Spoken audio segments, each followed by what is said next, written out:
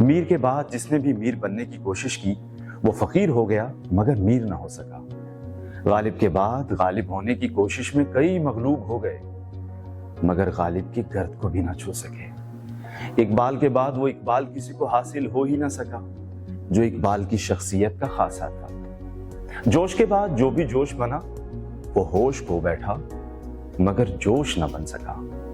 جالب کے بعد جالب ہونے کا شوق کئیوں کو چرایا مگر اس کی دلیری، اس کی خود اعتمادی اس کے ساتھ دفن ہو گئی۔ منیر کے بعد منیر کہلانے کی صحیح لا حاصل میں کئی لوگ حقیر ہو گئے مگر منیر نہ ہو سکے۔ ناصر نے درویشی میں اپنا جو مقام بنایا لوگ اس کو ایڑیاں اٹھا کر دیکھ تو سکتے ہیں مگر اس بلندی کو پہنچنا محال ہے۔ قتیل کی قبیل کا شاعر قتیل ہی تھا، کوئی دوسرا نہیں تھا۔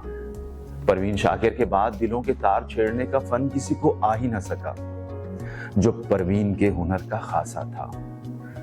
محسن نقوی کے بعد محسن کے کلام کی روانی ہم نے فقط بہتے دریاؤں میں ہی دیکھی، کسی دوسرے شاعر کی زبان و بیان میں نہیں۔ اور فراز کے بعد فراز بننے کے درجنوں امیدوار ہوں گے مگر مقام فراز سے کوئی دوسرا سرفراز نہ ہو سکے گا۔ عہد فراز تو ہمیشہ رہے گا مگر فراز کوئی دوسرا نہیں آ سکے گا۔ نصف صدی تک محبتیں اور مشاعرے لوٹنے والا احمد فراز 25 اگست 2008 کو سفر آخرت پر روانہ ہو گیا۔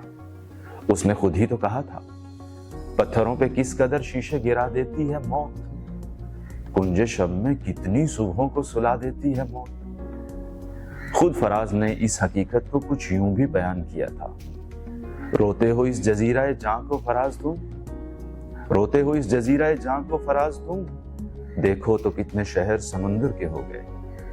لاکھوں دلوں پہ حکمرانی کرنے والا احمد فراز بنیادی طور پر حسن و عشق اور رومانس کا شاعر تھا۔ اس کی غزل سنا ہے لوگ اسے آنکھ بھر کے دیکھتے ہیں، کلام شاعر و زبان شاعر ایسا سما باندھتی ہے کہ دل دھڑکنا بھول جاتے ہیں۔ کہا جاتا ہے کہ پچھلی 4 دہائیوں میں بہت کم الفت نامے ایسے لکھے گئے جو فراز کے اشعار سے مزین نہ تھے۔ نازک جذبات کے اظہار اور دلوں کی ترجمانی کا جو ڈھنگ اس کی رومانوی شاعری میں ملتا ہے وہ سب سے جدا ہے۔ اسے اس بات کا پورا احساس ہے، اس لیے وہ صاف گوئی سے کہتا ہے، عشق میں دنیا گنوائی ہے نہ جاں دی ہے فراز، عشق میں دنیا گنوائی ہے نہ جاں دی ہے فراز، پھر بھی ہم اہل محبت کی مثالوں میں رہے۔ مزاحمتی شاعری میں فراز نے ایک منفرد باب رقم کیا۔ وہ لیلا کے ساتھ وطن لیلا کے عشق میں بھی گرفتار تھے۔ حسن و عشق کے ترانے گانے کے ساتھ وہ اپنی سماجی ذمہ داریوں سے پوری طرح آگاہ تھے۔ یہی وجہ ہے کہ ہر باضمیر شاعر اور ادیب کی طرح سماج کی برائیوں کے خلاف سینہ سپر رہے، جس کی وجہ سے کئی دفعہ حوالہ زندہ بھی ہوئے اور جلا وطن بھی، لیکن انہوں نے لفظ بے توقیر نہ ہونے دیے۔ ایک شعر ان کے کردار کا احاطہ کرتا ہے، کوئے جانا میں بھی خاصا ترہدار تھا فراز، کوئے جانا میں بھی خاصا ترہدار تھا فراز، لیکن اس شخص کی سجدج تھی سرےدار جدا۔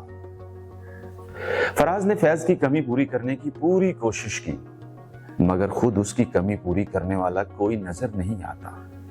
اس کے کلام کی لطافت، سرمستی، اس کا جرأت اظہار گوہر نایاب کی مانند ہے۔ وہ نہیں رہا مگر اس کی شاعری اہل دل کے ساتھ ہمیشہ رہے گی۔ تو شریک سخن نہیں ہے تو کیا، تو شریک سخن نہیں ہے تو کیا، ہم سخن تیری خامشی ہے ابھی۔ اردو ادب کا معتبر ترین حوالہ چلا گیا مگر اس کی جلائی ہوئی شمعیں ہمیشہ اجالا کرتی رہیں گی۔ دعا ہے کہ خدا مخلوق خدا کے جذبات کی ترجمانی کے طفیل اسے جوار رحمت میں جگہ عطا فرمائے۔ وہ اپنے فن کی بدولت امر ہو گیا۔ میں خوش ہوا ہوں راندہ افلاک ہو کر، میں خوش ہوا ہوں راندہ افلاک ہو کر، میرا قد بڑھ گیا ہے خاک ہو کر۔